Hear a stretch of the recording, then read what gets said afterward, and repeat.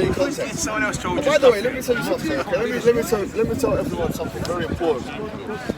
That we live in a culture nowadays. Yeah, we live in a culture whereby if you have sexual intercourse with a woman outside of marriage, yeah, besides the problems of sexually transmitted diseases, by the way, are compounded in major urban city and metropolitan areas like London.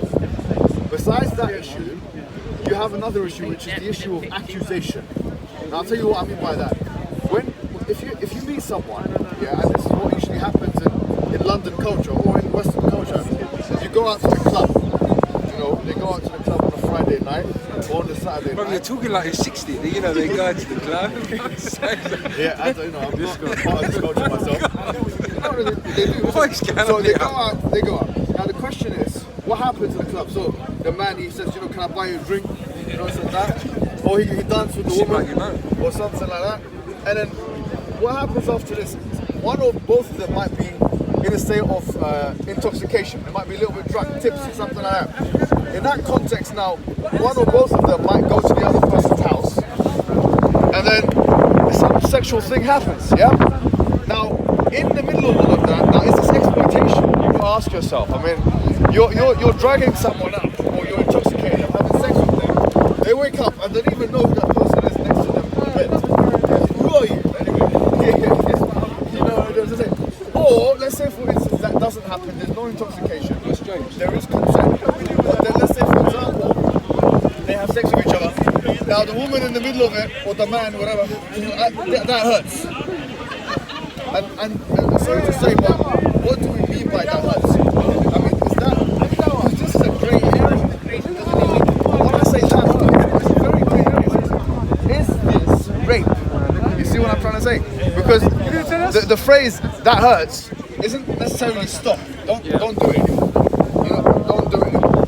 It's that hurts. But then if the woman turns around and says, "Man, you know you were hurting me the whole time, and I didn't want to do this," and then she goes to the police and says, "You raped me." Now, the question of unfortunately, it's not clear because there's a storm, a bit of a storm here. It's pouring down, and we're going to get a new mic, as I've said. So please be patient, inshallah. Put forward. You know what I'm trying to say? Is it rape or is it not rape? So you're putting yourself in. If you want to be this kind of person who is not committed or having sex with lots of women or lots of men, if you're a woman, anyway, then you're putting yourself. So we don't actually have a mic for this one, where our camera is recording Brother Mansour. So inshallah, have some sabr, inshallah. Just think about it from a secular perspective. You know, accused. You were hurting me, you were doing this and you were doing that, and so on. And this is actually happening in the workplaces right now. Not even with direct sexual contact. I was reading an article, I think, from Guardian, and it was talking about how a lot of men now, they refuse to be with women in secluded areas. It's not because the shaitan will be the third person there, which is the hadith. But the reason why is because they fear that allegation, that accusation. Because a lot of women want to be raised up, you know, promoted or something, and they need this kind of currency in order to do it. But on the flip side, of course, a lot of women will do it in order to get higher in certain industries. And I used to work in the city, and I saw these things. I didn't see the actual act, but it was the discussion in the thing. Okay, well, you know what I had to do, and I was listening. I was like, really, but that is a culture. So it actually takes out the meritocracy from for example, a working environment. Do you know how many problems arise from sexual intercourse in a non-committed, unrestricted, unregulated environment? We've just talked about 5 or 6 issues here, but we talked about STDs, we talked about accusation, we talked about actual exploitation, actual rape. We talked about the fact that even if it's not sexual intercourse, but you're in the same place as someone, as a woman or a man or whatever, there could be an allegation there thrown. You don't know that not everyone is your friend. Seriously, not everyone is your friend. You know, so people have to be wiser nowadays, because this is going to come back to bite them. This part of Western culture of liberalism and let's do whatever we want to do comes with a lot of risk. Yeah. Well, but it does come with a lot of risk. You have to trust the person you're engaging in sexual relations with. Yeah, and why should you trust that person? You don't know them that much. If your intention is, here's the question, if your intention is that you actually just want to release yourself for a night or two, and this person just fits the bill because they look like they're sexually attractive to you, and you want to release yourself on that person, but you put yourself in a secluded environment, why are you trusting that, even from a secular perspective, why are you trusting them so much that you think they're not going to accuse you of anything, they're not going to give you any diseases, you don't even test them? Why don't you test them? I mean, now we have sexual health clinics. Do you know what I'm trying to say? Is it really like that bad if someone says, well, before we engage in a sexual relationship, can you go and check yourself out and I'll check myself out and we'll see the results?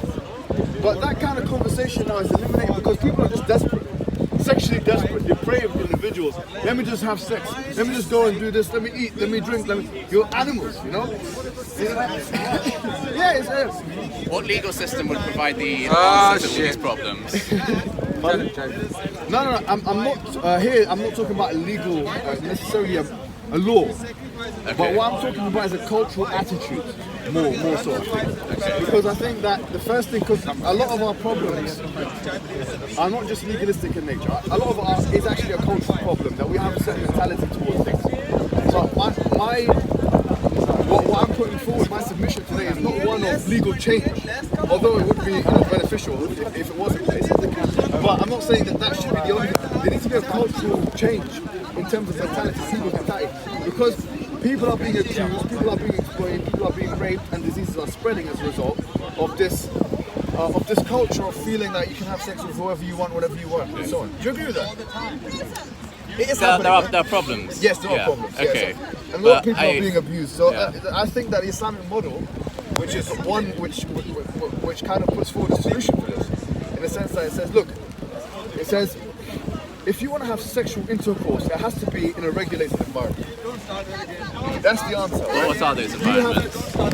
In the present day, it's marriage. That's the only environment. But the nikah, by the way, the Islamic marriage shouldn't be seen. Sorry. Why did you have to say in present day? Because before there was also the idea of what your right hand possesses. Yeah. Does that mean slavery?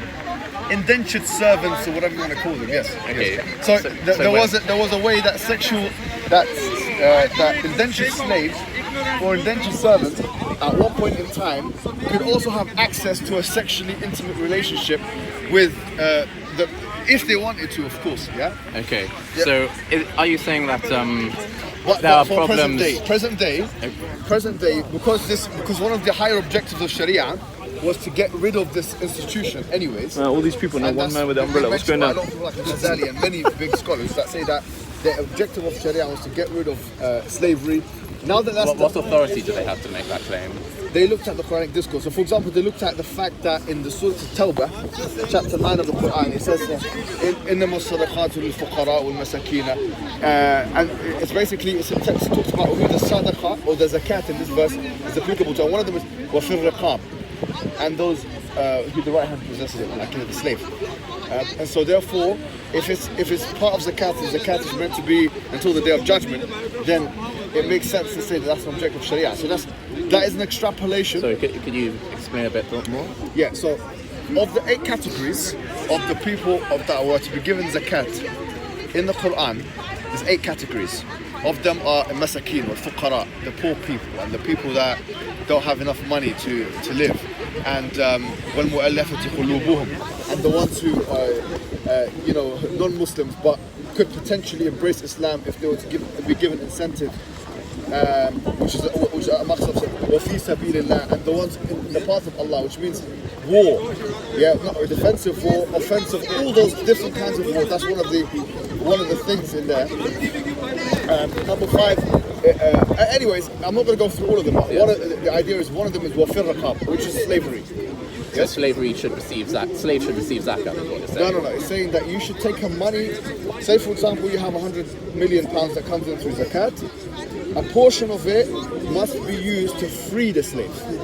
Is that what it says in the Quran? Yes, it does say that. It says What about the hadith that you mentioned in What about? It's better to give the slave to your family than your friend.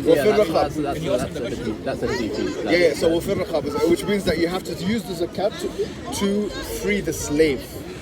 Okay. You have to not just it's the slave, any slave, you free them. Okay. So what about taking new slaves? Taking about now. about any war according to Islamic principles. Yeah, so now the scholars have said, since the maqsad, which is the objective of Sharia, has been fulfilled, which is to, because if think about it, you're going to be spending money to get to freedom, yes? Are we agreeing here? You're going to be spending money, the GDP of the country is going to go to freedom, yes? Isn't that like one of the potential ways? I mean, I haven't looked into this piece of evidence, The so I Quran, don't know the yet. Quran, this is the Quran, okay? The Quran says you have to use money to free slaves. Okay. Okay, so it makes sense. Freeing slaves isn't fard, though, is it? It is It's not fard. obligatory. It is obligatory because these are the 8 compulsory, obligatory things wherein which zakat is applicable. Okay, why didn't Muhammad and his companions free all their slaves if it's fard?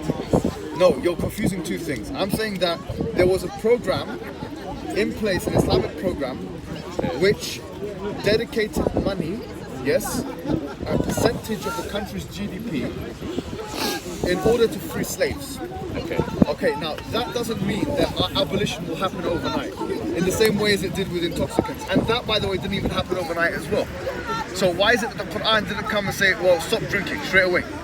Because people are addicted to intoxicants, right? Yeah. And also because there's an economic aspect of it as well, which is when we saw it happen in America, it's probably, yeah? You can't just say, let's take this aspect out, out of it. So, Yeah, there's a storm happening now, guys. I'm going to have to stop and the Islamic we'll get the program proper camera, inshallah. was, let us